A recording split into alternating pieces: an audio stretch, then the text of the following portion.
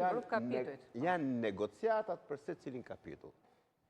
Dhe kur ulesh me grupin negociator të Komisionit Europian, grupin negociator regioni, falë për shpreh nuk pjerdh për opozitën.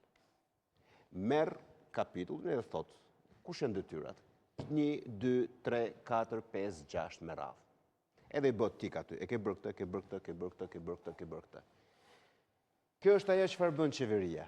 Çfarë influencë ka opozita të ndërhyrë të kjo? Ja doli opozita u bë bashkë me qeverinë. A ndryshon gjë në pjesën e arritjes të konkludimit të negociatave për secilin kapitull. Tani marrim thjesht 2 kapitujt që u pezulluan. Nga 34, Bashkimi Evropian ka pasur një mbledhje dje të Komisionit Koela dhe pritet të mblidhet prap pas nesër në datën 9 prill. Mbledhja e mëparshme ishte në datën 1 apo 2 prill. Një komision kur të paktën 9 vende antare të Bashkimit Evropian kanë shprehur rezerva dhe kanë qenë kundër Shqipërisë. Dhe opozita e ka bërë këta? Jo, nuk e ka bërë opozita, po.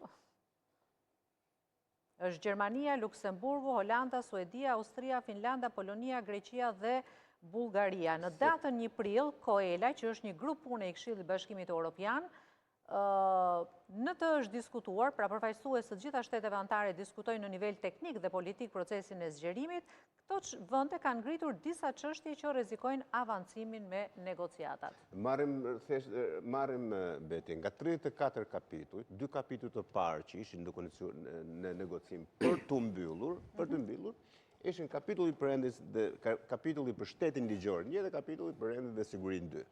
Dakord? Kur u pezullua kapitulli për këta 2 kapitujt? U pezullua kur mazhoranca vendosi të mos heqë imunitetin e Belindit Ballukut. Dhe Gjermania, prandaj kanë ardhur duke ushtuar shtetet. Se Gjermania ka qenë në nëntor-dhjetor që ja thot qeverisë shqiptare. Edhe ministrës jashtme, edhe kryeministit, po gjithë këtyre. Që vija jo në kuqe është kjo. Reforma në drejtësi, unë kam 1001 vretje për reformën në drejtësi dhe për mu në këndvështrimin tim edhe si profesionist është dështim. Por është investimi më i madh që ka bërë Bashkimi Evropian në 15 vitet e fundit në Shqipëri, ndoshta më shumë. Dhe në tërësi, çfarë nuk kupton reforma në drejtësi, duke përfshirë edhe SPAK-un. Reforma në drejtësi ka ndodhur në gjitha vendet e Evropës lindore në periudhën e pre-accession, para antarësimit.